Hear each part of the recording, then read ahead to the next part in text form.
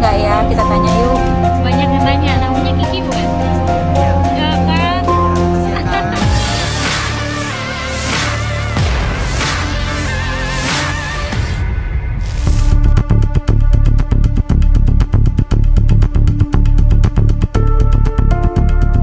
Fenomena urbanisasi atau perpindahan penduduk dari desa ke kota kerap terjadi usai Lebaran Idul Fitri.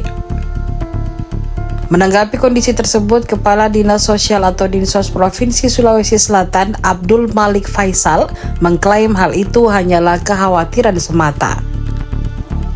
Ia menyebut masyarakat di pedesaan justru lebih mudah mendapatkan pekerjaan di desa dibandingkan harus ke kota. Alhasil banyak oknum yang nekat ke Makassar tanpa planning pekerjaan sebelumnya hingga berakhir di jalanan.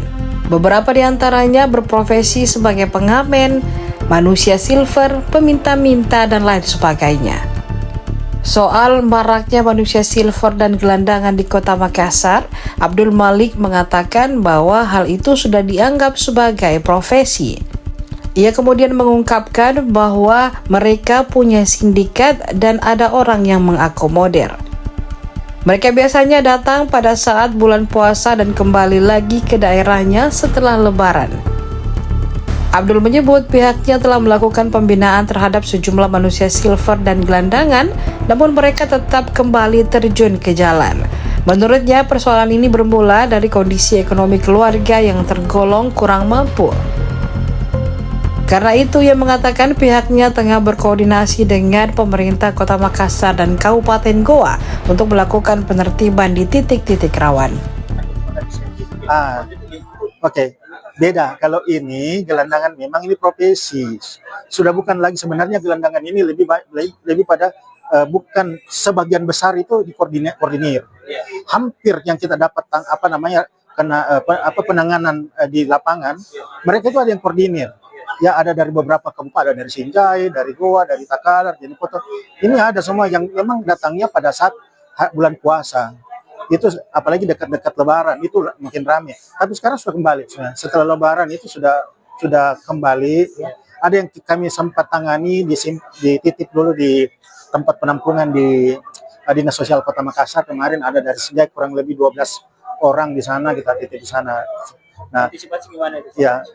Jadi kalau umpamanya yang kondisional ya, seperti yang ada di beberapa persimpangan jalan di bandara, kemudian ada titik-titik yang lain di perbatasan Goa umpamanya, ini memang kondisional, lebih kepada memang sudah menikmati, sudah merasa lebih dapat pendapatan lebih besar kalau dia ada di sana daripada kita memberdayakan mereka. Karena kami bekerja sama dengan Dinas Sosial Makassar, Goa untuk bagaimana menangani ini, tapi mereka akan kembali lagi. Tetap karena dia lebih mudah mendapatkan pendapatan di sana dan hasilnya jauh lebih besar. Jadi pada saat kita berdayakan sudah punya pekerjaan, sudah punya tempat usaha umpamanya, itu cepat sekali dia kembali ke sana.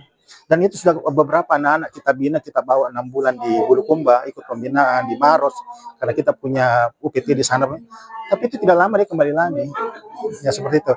Ya memang kondisinya memang awalnya adalah memang kasusnya adalah masalah sosial, bahwa orang tuanya ini tidak punya pendapatan cukup untuk hidup sehingga anaknya dimanfaatkan. Tapi lama-lama meskipun dia sudah cukup tapi sudah keenakan.